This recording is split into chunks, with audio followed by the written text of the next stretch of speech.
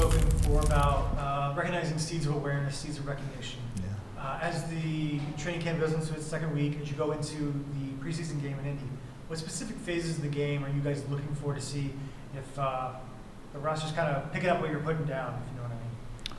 Well, I think the first thing is I always say it takes about 10 minutes to explain in a video session and about a season to master. So with that, I think it's important for us to be slow to evaluate. What I do really like is the tempo and the pace that our players are playing with. They're showing up as professionals and giving a lot of enthusiasm and a lot of hard work. And we've been really happy with the compete. So going into this first weekend against Indy, we're just excited for our guys to go out there and hopefully put a good showing forward.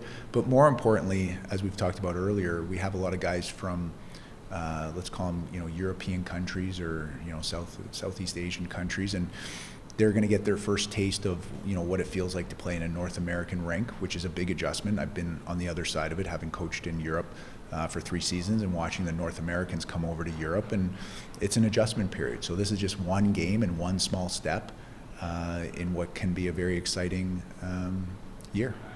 I have a different question about this one with the fans.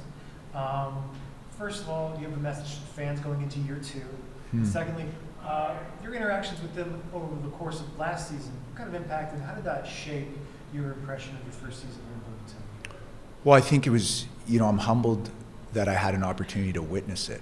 And, when we first got here, I think there was a lot of people that were skeptical. I think there was a few hockey organizations here that maybe didn't do right by the fans. We, with the support of Jim Hallett and Sean, strive to really connect with the community, engage with them. We kind of made a promise to the community that not only that we'd bring really good athletes here, but first and foremost really good people. And I think in our first year we executed on that. And then to see sort of the outpouring of love from our fans for our players, and I think some of our players were able to capture the imagination of our fans, like a Chung Min Lee, like an Eddie Matsushima, and to be able to bring those players back and build off the foundation that we created last year, that's something that's really exciting. I appreciate it. Thank you, Coach. What's it like working with people from all over the world, and does anyone come here from Bloomington normal? We're tourism people, so that's I'm curious about that. So, well, we've got Jake Bershevsky. He's from St. Louis, so I'd say he's probably our closest resident. With regards to where you come from, I've been really fortunate. I've worked in North America, both in Canada and the United States. I've worked in Europe, as I said, for 3 seasons. Hockey has a universal language, and hockey players, come pretty much from a very similar background, similar culture. So it really doesn't create anything different necessarily. What I would say is, some of our players are still learning English, and that affects some of the communication, but we've got a bunch of keeners here and they really want to learn, and we're spending a little extra time with them. But a lot of them have already played pro for numerous years, and they've had success over in Europe, and now we're hopeful that they'll be able to recreate that here in Bloomington. Coach, where would you say you're from? You're not a county, right? That's a great question. This profession lends itself to a very transient lifestyle, and my wife and I really embrace that. I would say, I'm just a kid from Thornhill, Ontario. That's where I was born, and that's where I grew up, and that's where my parents decided to live, and I've got very fond memories of my childhood, so I appreciate you asking that. Yeah. Since being here, are there any places in the regional area that you've told your friends and family back home about, restaurants or festivals? Do you get a lot of time outside the arena? You know what? It's a great question. I love what I do. Yeah. I'm very fortunate to get to do what is my passion, and I love to work. And I've definitely self-evaluated if I'm a workaholic or not. I'm not out to really prove anything to anybody or myself.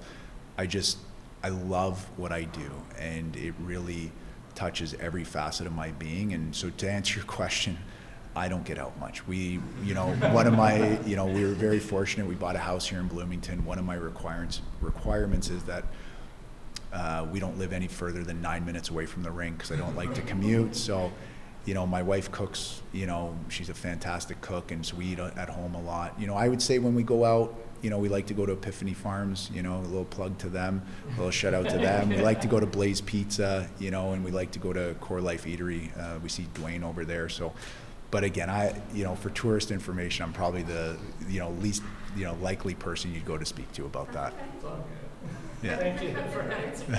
I have a serious question. Have you ever tried like manifesting or creating a vision board in your games? Oh my God, fantastic question. You know, it's a fantastic question because I've wrestled with that notion, and it seems to be getting a lot of popularity on social media. Yeah, for me, whenever I do that, I just drive myself crazy. To be totally transparent, I believe in God, and I believe that I have my ways already planned, and I just try and be appreciative for the things that come to me. And the one thing that I do share with my athletes that I can definitely share is I believe that whatever you go into, if you go into it with a selfish seed, what you can get out of this, what's in it for me, you're going to lose 10 out of 10 times. But if you go into something like we've gone into this with a contribution seed, with what can I contribute to this situation, how can I make it better, you're going to get all of your needs taken care of and then some. And so that's what I preach to our players, and it's the way I've been living my life for many years now. Thank you. Is there anything specific you're looking for the team to improve on this season?